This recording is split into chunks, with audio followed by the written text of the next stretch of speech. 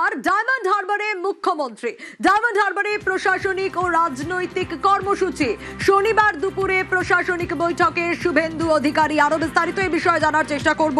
সুস্মিতা রয়েছে আমার সঙ্গে। সুস্মিতা, প্রশাসনিক বৈঠকে শুভেন্দু অধিকারী থাকবেন এবং মুখ্যমন্ত্রী হয়ে দক্ষিণ 24 পরগনায় এবার তিনি পৌঁছচ্ছেন। কি কি কর্মসূচি রয়েছে তার শুরুতে আগে এটা জানতে চাইবো এবং তার সেখানে যাওয়ার কারণ কি? এখনো পর্যন্ত পাওয়া কর্মসূচি থাকার সম্ভাবনা রয়েছে।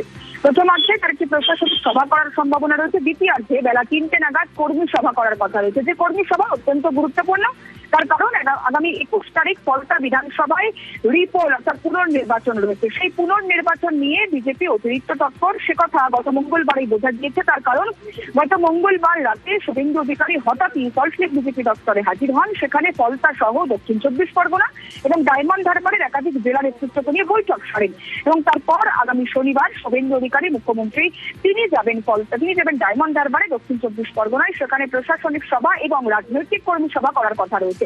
এবং আরো উল্লেখযোগ্য বিষয়, আগামী 19 তারিখ শুভেন্দু অধিকারী মুখ্যমন্ত্রী হিসেবে ফলতা পৌঁছবেন, যেখানে তার রোড শো করার কথা রয়েছে।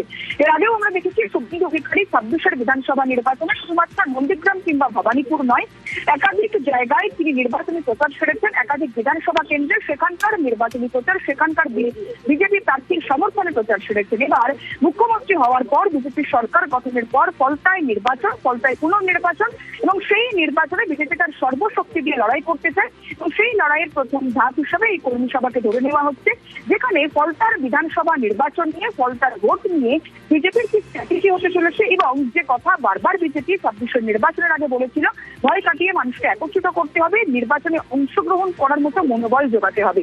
এবং সেই মনোবল জোগাতে গত বেশ কয়েকদিনে বিজেপি কতখানি সমর্থ হলেও সে বিষয়েও মুখ্যমন্ত্রী তিনি আলোচনা করতে পারেন সেখানকার জেলা নেতৃত্বের সঙ্গে।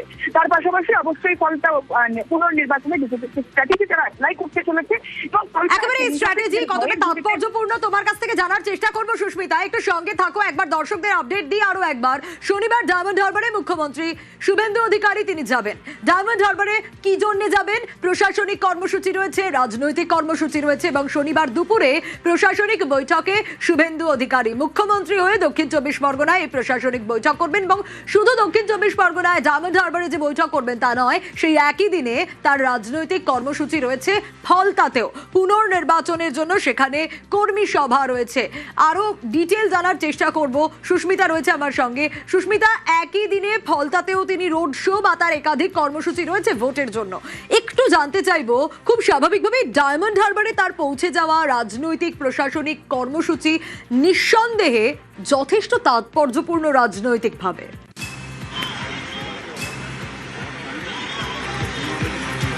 দেখো, দক্ষিণ 24 পরগনা যদি একবার গত 6 মাস আগেও ফিরে যাওয়া যায়, দক্ষিণ 24 পরগনা রাজনৈতিকভাবে তৃণমূলের গড় ছিল।